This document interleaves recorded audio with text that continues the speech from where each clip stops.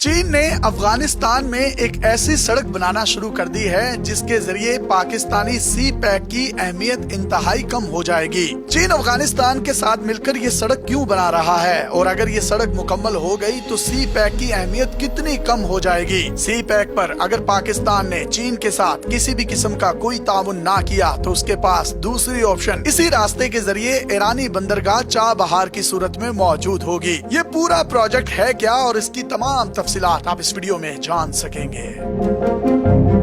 چین اور افغانستان نے مل کر ایک ایسا کام شروع کر دیا ہے جس کے بعد پاکستان کی اہمیت نہ ہونے کے برابر رہ جائے گی۔ اس کے ساتھ ساتھ گرم پانیوں تک پہنچنے کے لیے چین کو سی پیک کی ضرورت بھی نہیں رہے گی۔ یہ دونوں ملک مل کر واخان راہداری پر سڑک بنا رہے ہیں۔ اگر یہ سڑک مکمل ہو جاتی ہے تو چین کے پاس گوادر کے علاوہ ایرانی بندرگاہ چابہار کا آپشن بھی آ جائے گا، جس سے نہ صرف چین بلکہ مڈل ایسٹ کی کچھ ریاستیں بھی پاکستان کے بغیر ہی کھلے پانیوں تک رسائی حاصل کر لیں گی۔ اس سارے معاملے پر بات کرنے سے پہلے ہم یہ سمجھ لیتے ہیں کہ واخان راہداری ہے کیا اور یہ اتنی اہم کیوں ہے۔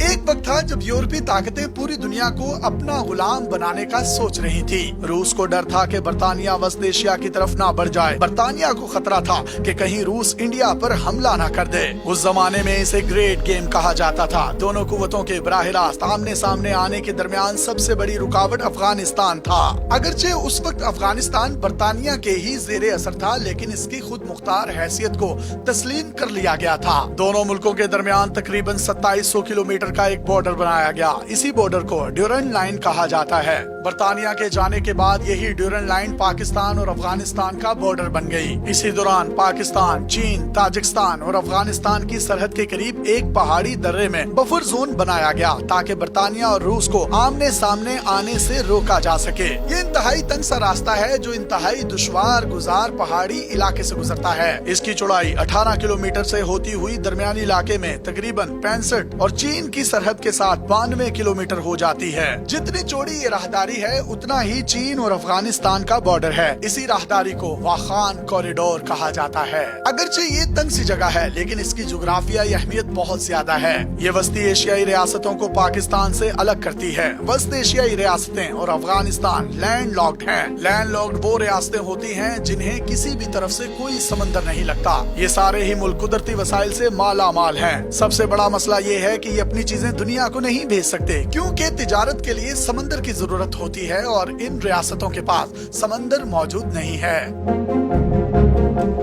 اگر واخان راہداری نہ ہوتی تو پاکستان کا بارڈر براہ راست تاجکستان کے ساتھ لگتا۔ یوں پورے وسط ایشیا کو پاکستان کا راستہ مل جاتا۔ اب ان ریاستوں اور پاکستان کے درمیان افغانستان آ جاتا ہے جہاں پچھلے 40 سالوں سے جنگ مسلط ہے، جس کی وجہ سے اس راہداری کو استعمال نہیں کیا جا سکا۔ یہ راہداری تقریباً 1 صدی سے بند ہے۔ افغانستان میں نئی حکومت آئی ہے تو چین نے اس کے ساتھ مل کر کام کرنا شروع کر دیا ہے۔ افغانستان یہاں لگ بھگ 50 کلومیٹر طویل سڑک بنائے گا جو اسے چین کے ساتھ جوڑ دے گی۔ لیکن سوال یہاں یہ پیدا ہوتا ہے کہ چین اس سڑک میں اتنی دلچسپی کیوں لے رہا ہے؟ تو جناب اس کا جواب یہ ہے کہ اس کے مکمل ہونے کے بعد سی پیک کی اہمیت کم ہو جائے گی۔ چین ایک ٹھنڈے مزاج کا انتہائی صبر والا ملک ہے۔ یہ لمبی گیم کھیلتا ہے اور اپنی مرضی کے نتائج حاصل کر لیتا ہے۔ چین کو پتا ہے کہ پاکستان پر امریکہ کا اثر و رسوخ بہت زیادہ ہے۔ اس کے ساتھ ساتھ امریکہ IMF کے ذریعے بھی پاکستان کا کان مروڑ سکتا ہے اور بڑی کامیابی سے وہ مروڑ بھی رہا ہے۔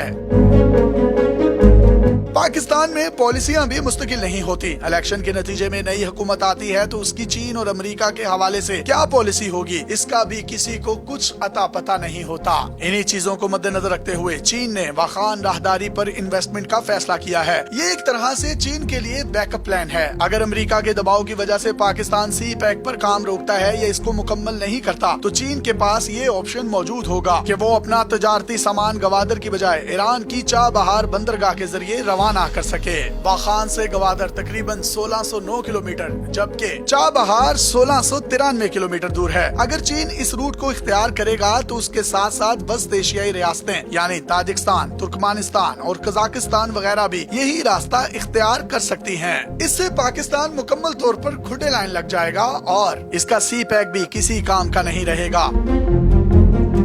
पाकिस्तान को वाखान राहदारी के दोबारा एक्टिव होने को इतना हल्का नहीं लेना चाहिए। इस हवाले से जरूरी इकदाम करने चाहिए और कोशिश करनी चाहिए कि चीन और वस्त एशियाई रियासतें ईरान जाने पर मजबूर ना हो और गवादर के जरिए ही तिजारत करें। अगर ऐसा ना हुआ तो ना हम चीन के रहेंगे और ना ही अमेरिका के। अपने मेजबान यासिर शामी को पाकिस्तान के सबसे बड़े digital media network daily Pakistan से इजाजत दीजिए और देखते रहिए डेली पाकिस्तान। अल्लाह हाफिज।